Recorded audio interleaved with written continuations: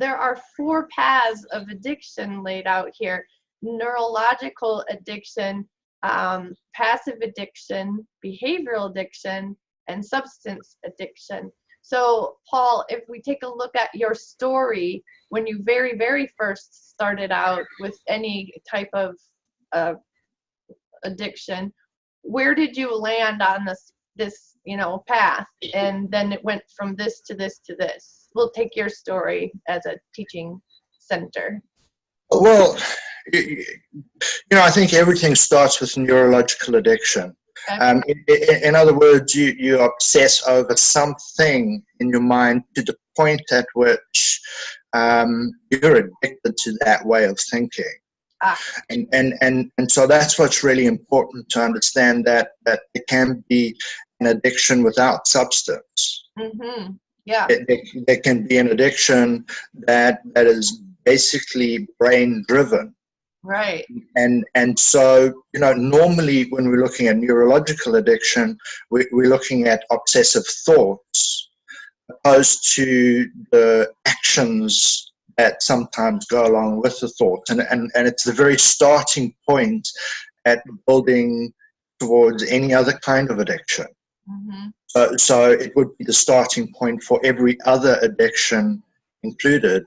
And so this is where there's a misunderstanding regarding addiction. Everybody is addicted. There's not a person in the world that isn't addicted to something. And it starts neurologically. It then becomes a passive addiction, which means, I'm okay with what it is I'm thinking about, because I have the right to think about that information. Now, that thinking is flawed because one is giving themselves permission to have it. It's okay for me to do this, which is a very dangerous area, because if you stay there, it then becomes behavioral addiction. Okay. That means that you are starting to put actions alongside the neurological pathway. So you set up things very different. If you're taking something from outside of yourself and bringing it in, which means you're taking a substance, let's say that the substance is alcohol or narcotics. Now you're on substance addiction, which kind of outrights all the other addictions. So they're there: neurological, passive, behavioral. So they're there. Substance is just what is causing you to get addicted on a cellular level. Got it. And when you're addicted on a cellular level, you've now got the inclusion of your cells within your body having that hunger for what it was that you were including into your body.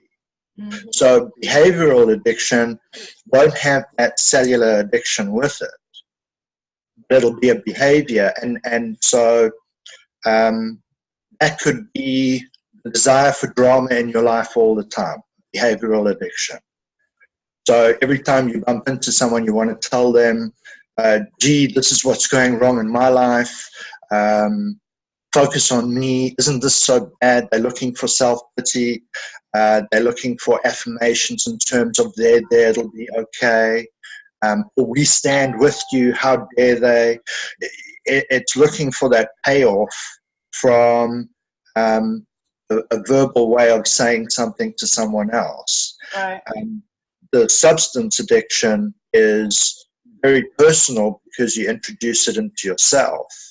And when you introduce it into yourself, you tend to isolate yourself from everything else in the world. Right. And then as soon as the substance wears off, the cells start calling for the substance again. And that's where people have these, what they call impulses or desires to go out and find. Right. Whatever it was that they're addicted to, so that they can re-enter into that field that they created for themselves. Yeah, that whole cellular stuff is really interesting. And you can even see that in like missionaries going off to the mission field, and all of a sudden they're just absolutely craving pizza. Yeah. Our cells have a lot of power over us. And trust me, if there had been some pizza nearby and they didn't have any money and they were missionaries, they still might go steal some pizza just because it's that strong of an impulse when your cells get into the act, right?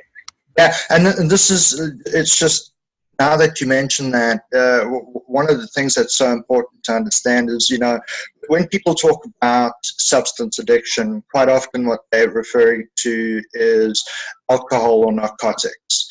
And food is a huge addiction. And it can become an addiction that outweighs substance addiction. Wow. Meaning it's a lot harder to cure if you get caught up in obsessing over food, either in a negative or positive way.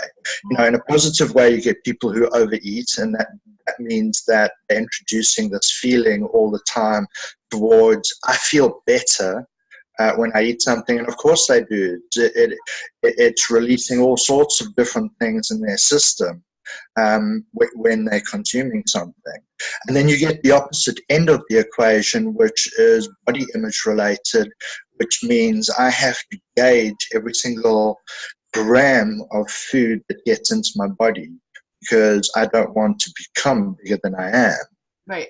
And so neurologically, they get trapped into this pathway of controlling food.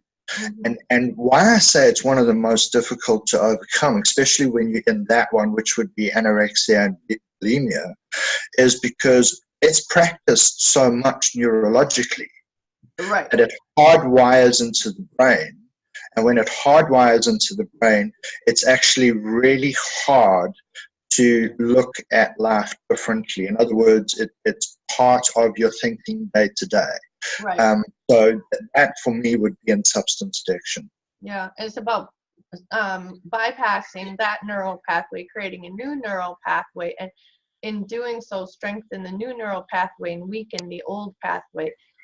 That's why it's so tough, though, that it's still there, that pathway. Do you agree? Yeah, 100%. Yeah. Okay, cool. I love it. All right, and so just quickly, in your story, would you say you started out with, just maybe the negative thinking of a young teen and then moved all the way through and then went the opposite direction? Like you went all the way? Yeah, I would say the innocent thinking of a young teen, because it's a very naive thing to think that you know the world. And when you step out there from an innocent point of view, you start experiencing life, and it tells you a lot more truths about what's really going on. So in the 2 years that I spent, and these were very severe 2 years that I spent on the streets. Right. I was living with addicts, and I'm talking hardcore addicts, and I was living with prostitutes. So, for me, that was a very severe part of life. When I came back home after that 2 years, I was an entirely different person. I bet. Totally. So do you feel like you went all the way to substance addiction and then back and up to neurological? Did you kind of take the journey all the way down to substance and then backwards? No, I think I played around between all of them, in and out. The difference between, and I was just fortunate, but the difference between myself and a lot of other addicts that I had seen was that I had this ability to know when enough was enough on something. And so whichever situation I was in, I stepped out perhaps at the opportune moment. Got it. And then could choose perhaps sobriety for a while. Sure. So, for me through my life, it was kind of like dipping in and dipping out. The one addiction that sort of sunk its claws into me was marijuana, because that I could introduce on a consistent basis, and it didn't seem so dysfunctional. more acceptable. Right. And so, you know, the thing is, it's a very psychologically addictive drug. Right. And it of course does everything that addiction does, is it keeps you isolated. Mm-hmm. So you kind of spend your life inside your head,